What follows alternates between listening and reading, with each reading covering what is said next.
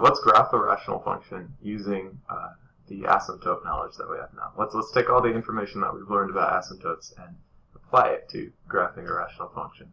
So say our rational function is y equals x cubed plus 2x squared, or no, change that to 3x squared. And just erase that. 3x squared plus 2x, and let's say that is being divided by x squared minus 3x.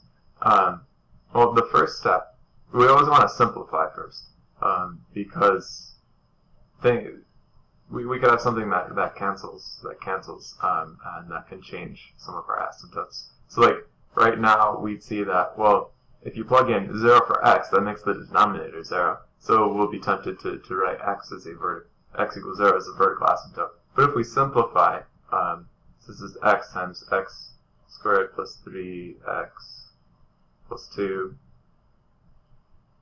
x minus 3. We said that the x's cancel here. So 0 is actually not a vertical asymptote because it disappears when we simplify. We can it's usually good practice to try to simplify even further if we can. So x plus 1, x plus 2 over x minus 3. That way we can be sure that the x minus 3 factor doesn't cancel out with anything up here. Alright, so we've got it. We're sure this is a simplified form of our fraction. So now let's think about vertical asymptote, horizontal asymptote, and slant asymptote. So for our vertical asymptote, that's where the denominator is 0 in simplified form. So we go here, look, x minus 3 has to be 0, so x equals 3 is our vertical asymptote. Horizontal asymptote, well, the degree of the numerator is bigger than the degree of the denominator, so there is no horizontal asymptote in this case.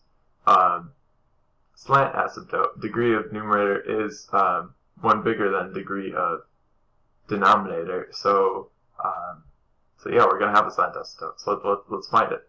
If we do synthetic division, 3 goes into 1, 3, 2. Oops, that's just 3. 6. 18. 20, so we've got an x plus 6. We don't care about the 20 because that's our remainder.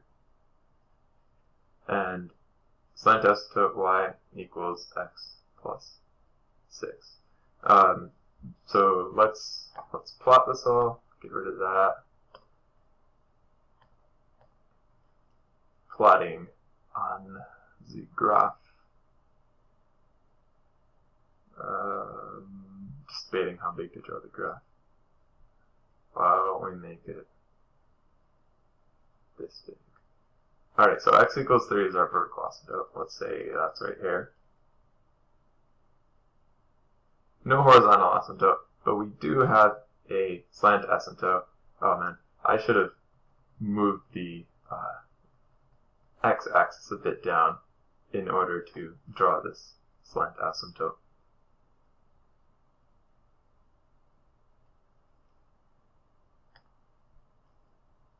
Yeah, let's move the x-axis to be over here. Then we've got x equals 3 here, and our slant asymptote y equals x plus 6.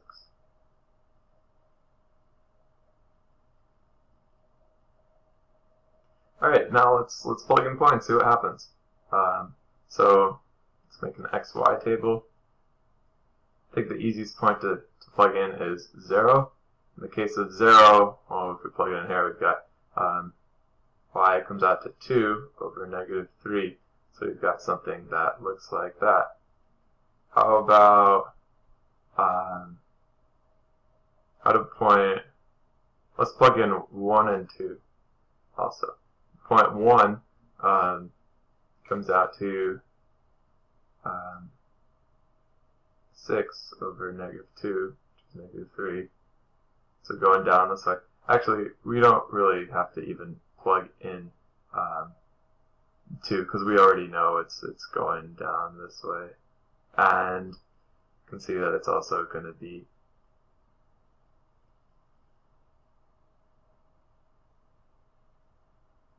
going to that asymptote like this.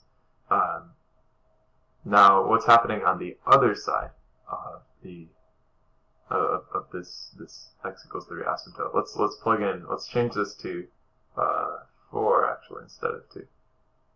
When we plug in 4, we get 16 plus 12 plus 2 over 1, which is that's just 30. So 4 and 30. So we're up somewhere here. So we can already tell it's going to be going something like that. So that is our graph here. To make it a little bit more clear, this part will actually be coming as we go lower in the graph. It'll be going down to here. Let me clear everything out a bit so that we can shift our graph up and have more room to draw the rest of it. Actually, I'll just zoom out. Yeah, that makes it a lot easier.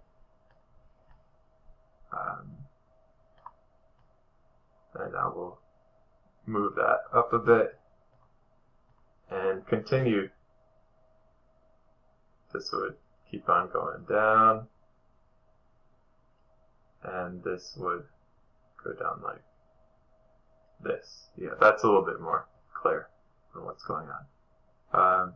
So yeah, this would be our graph of the function. Now you can always make the graph more accurate by finding the actual like x-axis, or maybe it doesn't and what we've drawn is okay.